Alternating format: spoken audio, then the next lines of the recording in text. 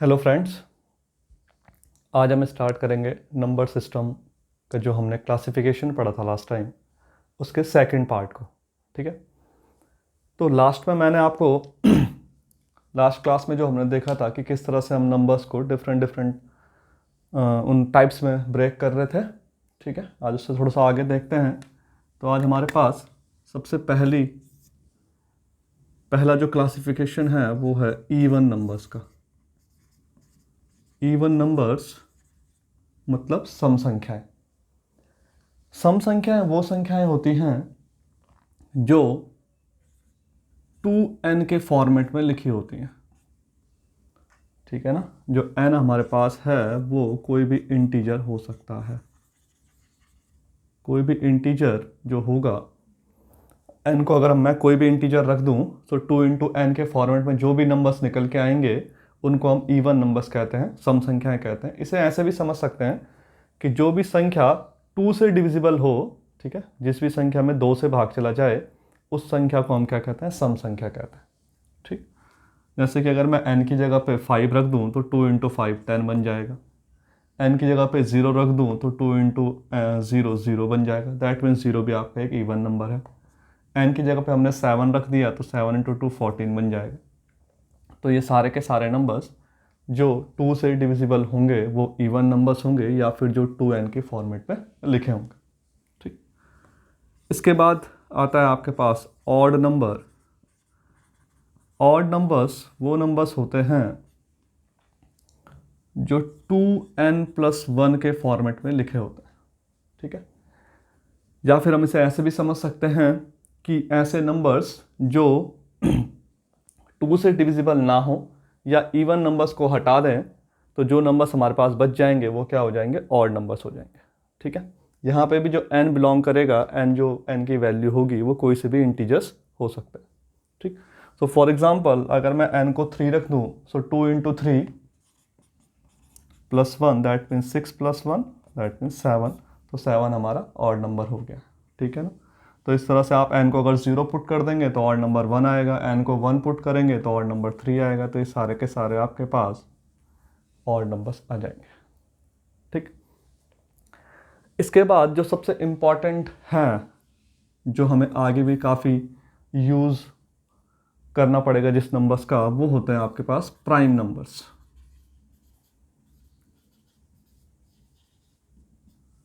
Prime numbers means अभाज्य संख्याएं। ऐसी संख्याएं जिनके केवल और केवल 2 फैक्टर्स होते हैं उनको हम कहते हैं प्राइम नंबर्स। ठीक, 2 फैक्टर्स का मतलब, जैसे कि फॉर एग्जांपल मैं एक नंबर ले लेता हूं 11। ठीक है ना, अब 11 के अगर फैक्टर किए जाएं तो 11 का फैक्टर होगा 1 इंटू 11। ठीक है ना, तो 11 का एक फैक्टर तो 1 है, मतलब 11 एक तो 1 से डिवाइड होता है और एक 11 से ही डिवाइड होता है। तो ऐसे नंबर जिसके केवल और केवल 2 ही फैक्टर्स होते हैं, एक 1 और एक वो नंबर खुद, उन संख्याओं को हम कहते हैं प्राइम नंबर्स। ठीक, अब कई सारे लोग कहते हैं कि 1 क्यों नहीं है प्राइम नंबर। तो अगर आप 1 के फैक्टर्स निकालेंगे तो 1 का केवल एक ही फैक्टर है जो है 1। लेकिन प्राइम नंबर की डेफिनेशन है कि ऐसी संख्याएं जिनके केवल 2 फैक्टर्स हों वो आपकी अभाज्य संख्याएं होंगी। ठीक है ना, इस वजह से जो हमारा 1 है वो प्राइम नंबर नहीं है। क्लियर? सो प्राइम नंबर्स हमारे पास आ जाएंगे 2, 3, 5, 7, 11, 13। ठीक है, तो इस तरह से हमारे पास ये प्राइम नंबर्स होते हैं। एक चीज आपको समझनी है, जो ये 2 है ये केवल एकमात्र ऐसा इवन नंबर है जो साथ में प्राइम भी होता है। ठीक है ना, तो अगर कभी पूछा जाए आपसे कि ऐसी सम संख्या जो अभाज्य संख्या भी हो या ऐसा इवन नंबर जो प्राइम नंबर भी हो, तो वो क्या है आपके पास, केवल 2। 2 ही केवल एकमात्र ऐसा नंबर है जो इवन होते हुए भी अभाज्य होता है, मतलब प्राइम होता है। ठीक है, तो प्राइम नंबर्स आप समझ गए होंगे, ऐसे नंबर्स जिनके केवल और केवल 2 फैक्टर्स होते हैं। इसके बाद बात करते हैं कंपोजिट नंबर्स की। कंपोजिट नंबर्स, देखिए, कंपोजिट नंबर्स वो संख्याएं होती हैं जिनके दो से अधिक फैक्टर्स हों। ठीक है, प्राइम नंबर में क्या था कि जिनके केवल दो फैक्टर्स होते हैं। कंपोजिट नंबर हमारे पास वो नंबर होंगे जिनके दो से अधिक फैक्टर्स होते हैं। फॉर एग्जांपल, अगर हम यहाँ पे एक नंबर ले लें 6, तो 6 का फैक्टर एक 1 है, एक 2 है, एक 3 है और एक 6 खुद है। ठीक है, तो देखिए 6 के हमारे पास दो से ज़्यादा फैक्टर्स आ रहे हैं, दैट मीन्स 6 क्या है, कंपोजिट नंबर है। ठीक है, अगेन फिर से अगर बात करें कि 2 कंपोजिट है कि नहीं है, तो 2 के अगर मैं फैक्टर्स निकालूं तो 2 में 1 और 2 ही आएगा, केवल दो ही फैक्टर्स होंगे, क्योंकि वो प्राइम नंबर है तो उसके केवल दो ही फैक्टर है, इसलिए 2 आपका कंपोजिट नंबर नहीं। बात करें 1 क्या कंपोजिट नंबर है, तो 1 का तो केवल एक ही फैक्टर है, इसलिए 1 कंपोजिट नंबर नहीं। तो इस चीज़ का ध्यान रखें कि कंपोजिट नंबर वो नंबर होती हैं अभाज्य, जो भाज्य संख्या है। प्राइम नंबर आपका भाज्य संख्या हो गया, कंपोजिट नंबर भाज्य संख्या, जिनके दो से अधिक फैक्टर्स होते हैं वो हमारे कंपोजिट नंबर हो जाएंगे। ठीक है, जैसे कि फॉर एग्जांपल 12 है, सो 12 के फैक्टर्स 1, 2, 3, 4, 6 एंड 12। ठीक है, फैक्टर्स का मतलब ऐसे नंबर्स जो इस गिवन नंबर को डिवाइड कर पाए, सिंपल। ठीक है ना। तो इस तरह से कुछ ये नंबर्स थे। आगे बढ़ते हैं इसमें, आप वीडियो को पॉज करके इसे नोट डाउन कर सकते हैं। ठीक है, जो अगला हमारे पास है वो है आपके पास को प्राइम नंबर्स। देखिए, इसका यूज़ भी आगे होगा, जब हम डिविजिबिलिटी रूल पढ़ेंगे उस टाइम हम को प्राइम का यूज़ करेंगे।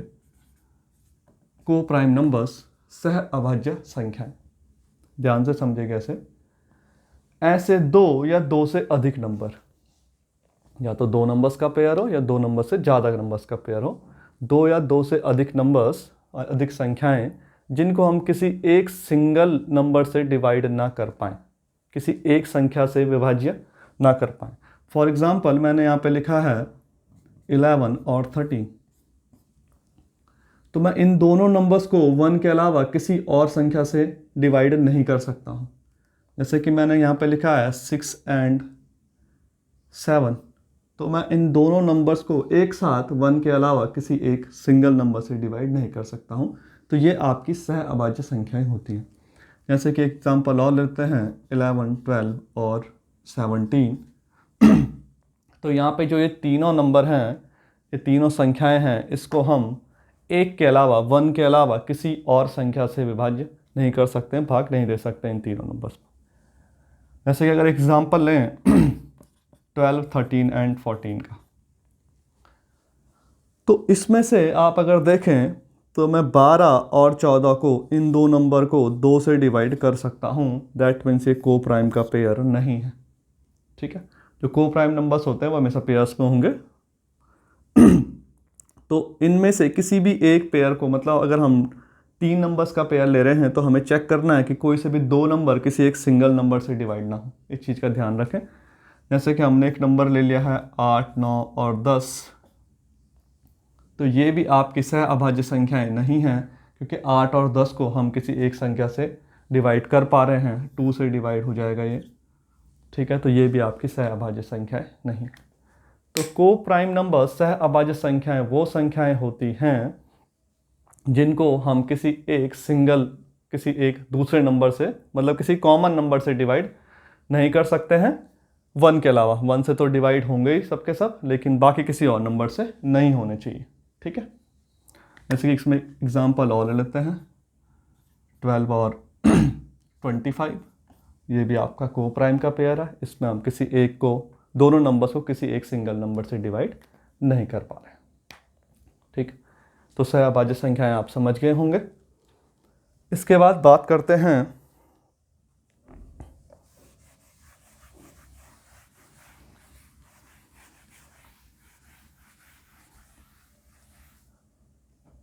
परफेक्ट नंबर के।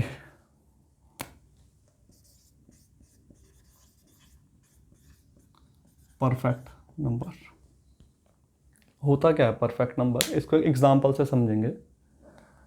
जैसे कि मैंने एक नंबर लिया है 6, और मैं चेक करूं कि 6 के फैक्टर क्या क्या हो सकते हैं, तो या तो 1 होगा, 2 होगा, 3 होगा एंड 6 होगा।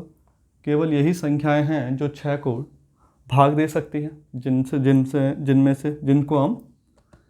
हम 6 को क्या कर सकते हैं, डिवाइड कर सकते हैं। ठीक है।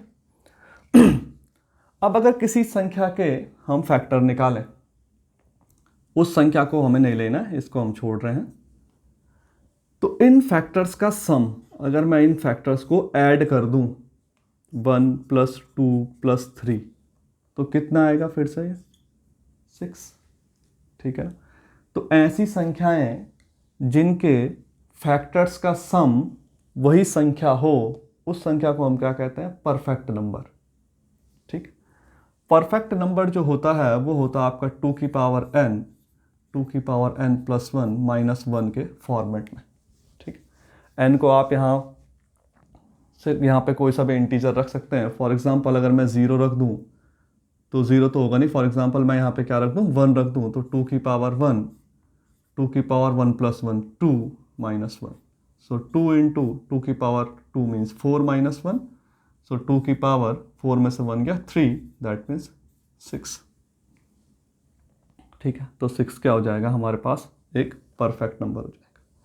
जैसे कि फॉर एग्जांपल 28 की बात करें हम, तो 28 के अगर फैक्टर लिखूँ मैं 1 2, ठीक है, ये हो जाएगा फिर आपका 7 और किससे डिवाइड हो गए, 14। ठीक है, कोई नंबर छूट गया क्या, एंड 4, सॉरी। ठीक है। तो हमारे पास देखिए, इन सब का अगर मैं सम निकालूं तो कितना आएगा, फिर से 21, 2 + 1 3 + 7 10 + 4 14 एंड 14 28। तो 28 अगेन हमारे पास क्या हो गया, एक परफेक्ट नंबर हो गया।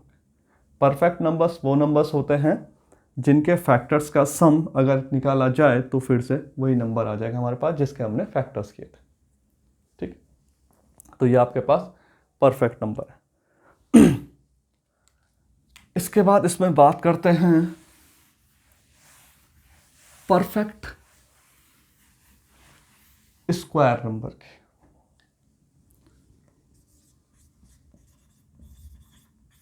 परफेक्ट स्क्वायर नंबर, इसे हम कहते हैं पूर्ण वर्ग संख्या। परफेक्ट स्क्वायर नंबर क्या होता है, फॉर एग्जांपल यहाँ पे मैं एक नंबर ले लेता हूँ 16। ठीक है। और अगर इस 16 का मैं वर्गमूल निकालूं, स्क्वायर रूट निकालूं, ठीक है, तो ये आपके पास ऐसे वर्गमूल का ये साइन आ गया। तो 16 के हम फैक्टर कर लेते हैं, 2 दूने 4 दूने 8 दूने 16। तो वर्गमूल निकालने के लिए हमें पेयर बनाने पड़ते हैं। तो यहाँ से मैंने 2 × 2, ये आ गया आपके पास 4। अगर किसी संख्या का वर्गमूल